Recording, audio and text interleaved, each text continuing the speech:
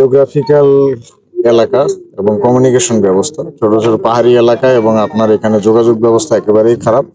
আপনারা দেখতেই পাচ্ছেন। আপনি নিজেও এই পর্যন্ত এসেছেন, এর থেকে বেশি ভেতরে ঢোকেননি। তো এই যোগাযোগ ব্যবস্থার কারণে আসলে এই সন্ত্রাসীরা এই অ্যাডভান্টেজটা নিচ্ছে।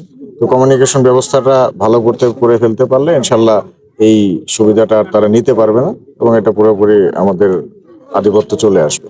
আমাদের আপনারা জানেন ঘটনা, গতকাল রাত একটাই যে সন্ত্রাসী ইয়াসিন গ্রুপ 200-300 লোক নিয়ে হামলা করেছিল আমাদের ক্যাম্পের উপরে।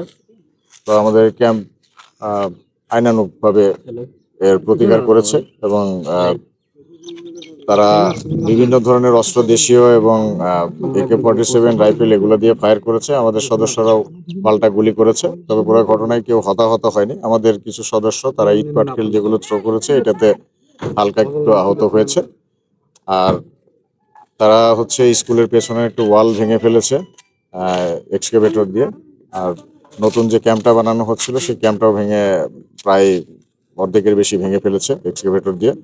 তো যার ফলে এর পরবর্তীতে খবর পেয়ে আমরা র্যাব, পুলিশ, সেনাবাহিনী, বিজিবি সকল ফোর্সই আমরা স্টার্ট করি এবং জঙ্গল সলিমপুরে এসে এখানে রাস্তার মধ্যে তারা 4-5 জায়গায় হচ্ছে বড় ধরনের ডিচ তৈরি করে রাখে, যে কারণে আমাদের গাড়িগুলো সামনে নিতে পারিনি। এখান থেকে আমরা খুব দ্রুত নেমে পায়ে হেঁটে তার ঘটনাস্থলে পৌঁছাই। বাট এই সময়ের মধ্যে যখন আমরা এখান থেকে মুভ করি তখন তারা ওখান থেকে পালিয়ে গিয়েছে।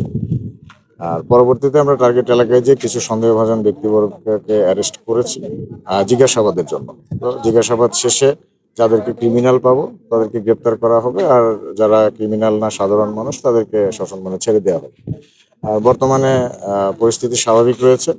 আর পরবর্তীতে এর বিষয়ে আইনানুগ যে প্রক্রিয়া সেই প্রক্রিয়া অনুযায়ী তাদের বিরুদ্ধে ব্যবস্থা গ্রহণ করা হবে।